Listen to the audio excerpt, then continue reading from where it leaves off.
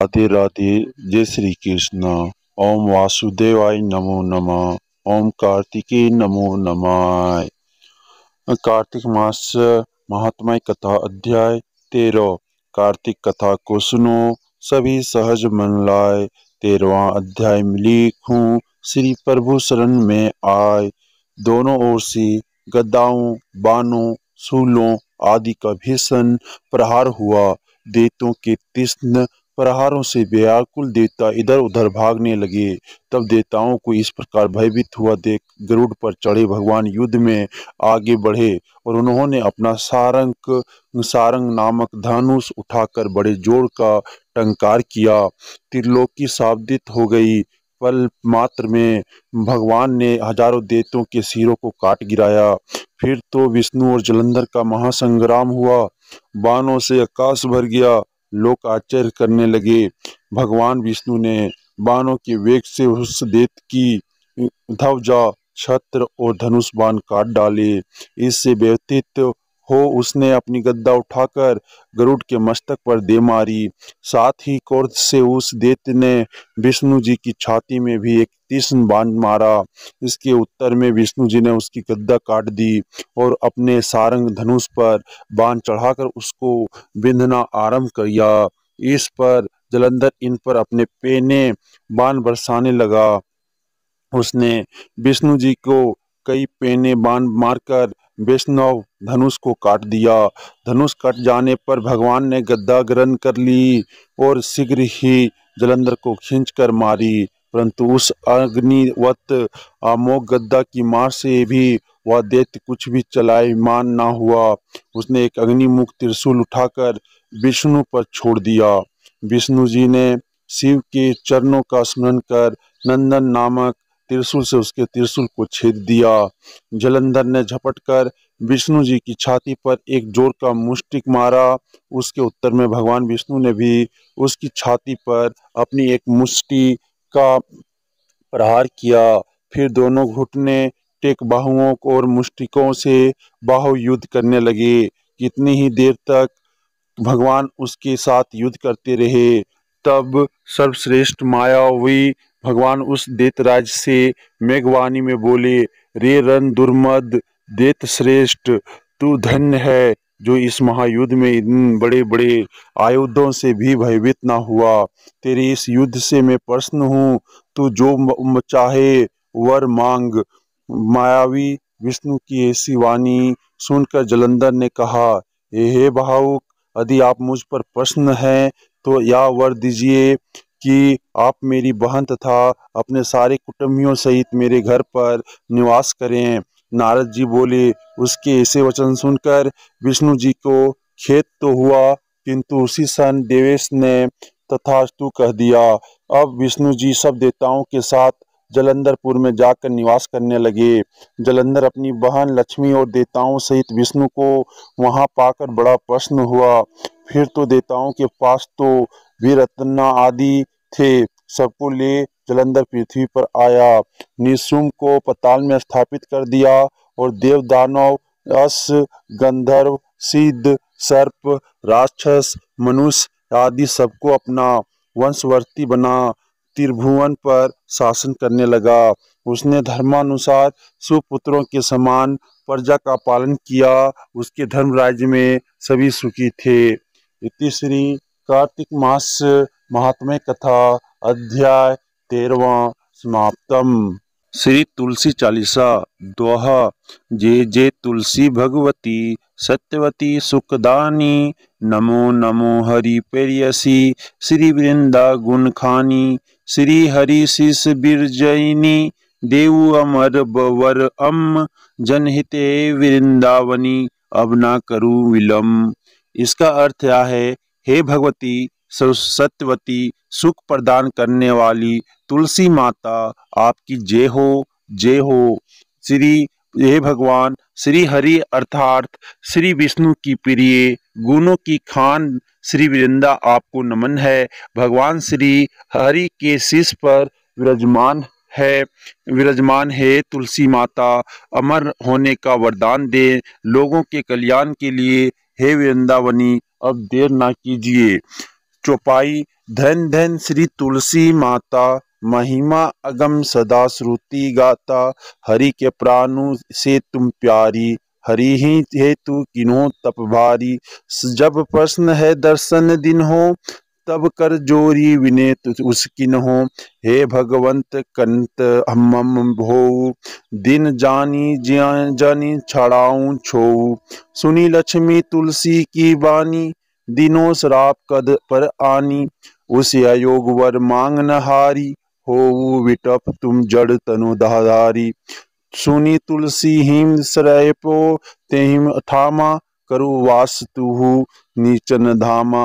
दियो वचन हरि तब तत्काला, सुनु सुमुखी जनि हो बिहाला। समय पाई वयो रो पाती तोरा, पूजियो वास वचन सत मोरा। हे तुलसी माता, आप धन्य हैं। श्रुतियों में सदा से आपकी महिमा का पहले गुणगान हुआ है। भगवान विष्णु को आप अपने प्राणों से भी प्यारी है। आपने भगवान विष्णु को वर रूप में पाने के लिए वर्षों तक भारी तप किया। भगवान विष्णु ने प्रसन्न होकर जब दर्शन दिए तो आपने उनसे हाथ जोड़कर विनती की।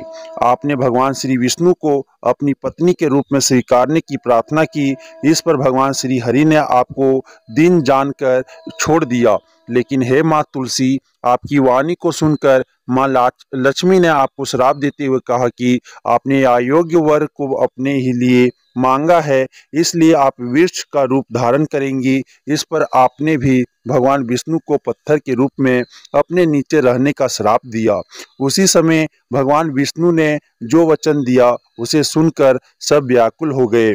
भगवान विष्णु ने वचन दिया कि समय आने पर संसार तुम्हारी पूजा करेगा और तुम मेरी पत्नी बना करोगी। तब गोकुल में गोप सुदामा, तासु भई तुलसी तू बामा। कृष्ण रास लीला के माही, राधे सक्यो प्रेम लखी नाही। दियो सराप तुलसी ह तत्काला, नरलोक ही तुम जन्मू बाला। ओ यो गोप व दानव राजा, शंखचूड़ नामक सिर ताजा। तुलसी भई तासु की नारी, परम सती गुण रूप अगारी। अस देव कल्प बीत जब गायो, कल्प तृतीय जन्म तब भयो। उसके बाद गोलोक में सुदामा गोप की आप पत्नी हुई। एक बार जब भगवान श्री कृष्ण रासलीला रचा रहे थे तो श्री राधा ने आपके प्रेम पर संदेह किया और आपको उसी समय श्राप दिया कि आप मनुष्य रूप में भूलोक पर जन्म लेंगी और सुदामा गोप शंखचूड़ नामक राक्षसों का राजा होगा, जिससे आपका विवाह होगा। आपकी पतिव्रतक वो गुणों की बदौलत शंखचूड़ की पराजय नहीं होगी। इस प्रकार यह कल्प बीत गया। वह अगले कल्प में आपका तीसरा जन्म हुआ। वृंदा नाम भयो तुलसी को, असुर जलंधर नाम पति को। करियति दवंद अतुल बल धामा, लिनहा शंकर से संग्राम। जब निज सेन सहित शिवहारी, मरही ना तब हरि पुकारी। पतिव्रता वृंदा थी नारी, को ना सके पति ही संहारी। जब तब जलंधर ही भेष बनाई, वृंदा ढिग हरि पहुँचयो जाई। शिव हित लही करी कपट प्रसंगा, कियो सती तव धर्म तोई भंगा। भयो जलंधर का कर संहारा, सुनी उर शोक उपारा। तीसरे जन्म में आपका नाम वृंदा हुआ और जलंधर नामक असुर से आपका विवाह हुआ। जलंधर बहुत ही बलशाली तथा समस्त देवताओं को हराकर भगवान शिव तक से उसने युद्ध किया। जब भगवान शिव भी अपनी सेना के साथ मिलकर जलंधर को हरा ना सके तो उसे मारने के लिए शिव ने भगवान विष्णु को पुकारा। लेकिन हे माँ लक्ष्मी, वृंदा के रूप में आपकी पतिव्रता के चलते आपके पति असुर जलंधर को कोई भी मार नहीं सकता था, ना ही उसे हरा पाना संभव था। तब भगवान विष्णु ने जलंधर का भेष धारण किया और आपके पास पहुंच गए। भगवान विष्णु ने भगवान शिव की मदद करने के लिए कपट का सहारा लिया, जिससे आपका सतीत्व भंग हो गया। आपका सतीत्व भंग होते ही जलंधर को मारने में भगवान शिव कामयाब हो गए। जलंधर की मौत के बारे में सुनकर आपके हृदय को बहुत आघात पहुंचा। तेहि छन दियो कपट हरि टारी, लखी वृंदा दुख गिरा उचारी। जलंधर जस हतो अभिता, सोई रावण तस हरि ही सीता। अस परस्तर सम हृदय तुम्हारा, धर्म खंडी मम पति ही श्रृंगारा। यही कारण लही श्राप तुम्हारा, होवे तनु पाषाण तुम्हारा। जैसे ही जलंधर की मौत हुई, भगवान विष्णु ने अपना रूप दिखाया, जिसे देखकर आप बहुत पीड़ित हुई। अपने भगवान श्री हरि को श्राप देते हुए कहा कि जिस प्रकार आपने कपट का सहारा लेकर जलंधर की हत्या की है, उसी प्रकार रावण भी छल से सीता का हरण करेगा। हे भगवान विष्णु, आपका हृदय पत्थर के समान है, जो आपने अधर्म का सहारा लेकर मेरे पति का संहार किया। इसलिए मैं आपको श्राप देती हूँ कि आपका तन भी पत्थर का होगा। भगवान विष्णु आज भी शालिग्राम के रूप में पूजे जाते हैं। सुनी हरि तुरत ही वचन उचारे, दियो श्राप बिना बिना विचारे। लख्यो ना निज करो तुति पति को, छलन चाहियो जब पार्वती को। जड़मती तू अस को जड़ रूपा, जगम तुलसी विटप अनुपा। धगव रूप हम शालिग्रामा, नदी गंडकी बीच लालामा। आपके श्राप को सुनकर भगवान विष्णु ने कहा कि आपने बिना विचार किए ही श्राप दे दिया। आपकी बुद्धि जड़ हो गई, इसलिए तुम भी जड़ रूप हो जाओगी। वह संसार में तुलसी के अनोखे पौधे के रूप में जानी जाओगी। तुम्हारे श्राप को सफल करते हुए मैं भी शालिग्राम के रूप में गंडक की नदी के बीच मौजूद रहूंगा। जो तुलसी दल हम ही चढ़िए, सब सुख भोगी परम पद पइये। बिनु तुलसी हरि जलत जरीरा, अतिशय उठत शीस उर पीरा। जो तुलसी दल हरि सिर धारत, सो सहस्त्र घट अमृत डारत। तुलसी हरि मन रंजनी हारी, रोग दोष दुख भंजनी हारी। प्रेम सहित हरि भजन निरंतर, तुलसी राधा में नाई अंतर। इसके बाद भगवान विष्णु ने कहा कि हे विरिंदा, तुलसी के रूप में तुम मुझे बहुत प्रिय रहोगी। जो भी तुम्हें मेरे शालिग्राम रूप पर अर्पण करेगा, वह संसार के सारे सुख भोग कर मोक्ष को प्राप्त करेगा। बिना तुलसी को अर्पण किए भगवान विष्णु का शरीर जलता शरीर है, शरीर जलता रहती है और उनके हृदय में पीड़ा होती है। तो कोई भी तुलसी के साथ जल को भगवान विष्णु का स्नान कराता है, समझो वो हजारों घड़े अमृत के डालता है। तुलसी भगवान विष्णु को अति प्रिय है, या समस्त कष्टों को मिटा देती है। प्रेम पूर्वक भगवान विष्णु का निरंतर भजन करना चाहिए। भगवान विष्णु के लिए तुलसी और राधा में कोई भेद नहीं है, उनके लिए दोनों समान है। व्यंजन हो छपनों प्रकारा, बिनु तुलसी दल ना हरि हरि ही प्यारा। सकल तीर्थ तुलसी तरु छाई, लहत मुक्ति जन संचय नाही। कवि सुंदर एक हरि गुण गावत, तुलसी ही निकट सहस गुण पावत। बसत निकट दुर्वासा दामा, जो प्रयास ते पूर्व ललामा। पाठ करी जो नित नर नारी, होई सुख बसाई त्रिपुरारी। हे चाहे भगवान विष्णु को कोई 56 भोग ही क्यों ना लगाता हो, लेकिन तुलसी के बिना भगवान विष्णु को आप प्यारी नहीं लगती। तुलसी के पौधे की छाया में सभी तीर्थों का सुख प्राप्त होता है, इसमें कोई संशय या संदेह नहीं है। जो भी तुलसी की पूजा करता है उसे मुक्ति मिलना तय है। सुंदर कवि भी भगवान विष्णु के गुण गाता है और तुलसी भी पूजा कर हजारों गुणों को प्राप्त करता है। सुंदर कवि दुर्वासा ऋषि के धाम के पास प्रयाग के पास रहता है, अर्थात कवि का ग्राम दुर्वासा ऋषि का ग्राम ककरा है। जो नर नारी हर रोज तुलसी चालीसा का पाठ करते हैं, उन्हें हर प्रकार के सुख मिलते हैं और मोक्ष की प्राप्ति होती है। दोहा, तुलसी चालीसा पढ़ी तुलसी तरु गर्भधारी। दीपदान करी पुत्र फल पावी बंधु नारी। सकल दुख दरिद्र हरिहार हवे परम प्रसन्न। आसिये धन जन लड़ही ग्रह बसी अपूर्णा अत्र। लाही अभिमत फल जगत महलाही। पूर्ण सब काम जेई दल अर्प ही तुलसी। तम सहस बसी हरि राम। तुलसी महिमा नाम लख तुलसी सुत सुखराम। मानस 40 रचयो जग महम तुलसीदास। तुलसी चालीसा का पाठ का घर के आंगन में तुलसी का पौधा लगाना चाहिए। साथ ही तुलसी माता की पूजा कर दीपदान करने से बांझ स्त्रियों को संतान का सुख मिलता है।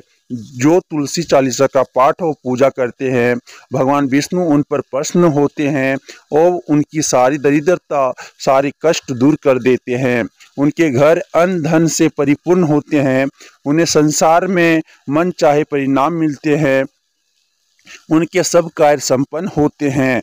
जो भी तुलसी का अर्पण करते हैं, उनके यहाँ भगवान विष्णु खुशी से निवास करते हैं। तुलसी की महिमा को लिखकर और तुलसी के पुत्र सुखराम ने उसी प्रकार का काम किया है जैसा रामचरितमानस की रचना कर कवि तुलसीदास ने किया था। इति श्री तुलसी चालीसा समाप्तम। श्री तुलसी जी की आरती। तुलसी महारानी नमो नमो, हरि की पटरानी नमो नमो। धन तुलसी पूरन तप कियो मैया, धन तुलसी पूरन तप कियो मैया। शालिग्राम बनी पटरानी, जाके पत्र मंजरी कोमल। श्रीपति कमल चरण लपटानी, जाके पत्र मंजरी कोमल। श्रीपति कमल चरण लपटानी। धूप नैवेद्य आरती, पुष्पन की वर्षा बरसानी। धूप दीप नैवेद्य आरती, पुष्पन की वर्षा बरसानी। 56 भोग 37 व्यंजन, बिन तुलसी हरि एक ना मानी। 56 भोग तो 37 व्यंजन, बिन तुलसी हरि एक ना मानी। सभी सखी मैया तेरो अस गावे, भक्ति दान दीजो महारानी। सभी सखी मैया तेरो अस गावे, भक्ति दान दीजो महारानी। नमो नमो तुलसी महारानी, तुलसी महारानी नमो नमो। नमो नमो तुलसी महारानी, तुलसी महारानी नमो नमो। तुलसी महारानी नमो नमो, हरि की पटरानी नमो नमो। तुलसी महारानी नमो नमो, हरि की पटरानी नमो नमो। जय तुलसी चालीसा की जय। कार्तिक महात्म्य अध्याय की जय। श्री विष्णु भगवान की जय। श्री कृष्ण जी की जय। हरे कृष्णा हरे रामा राधे राधे। सबका जिंदगी सुकल में हो, सबका दिन अच्छा हो। धन्यवाद।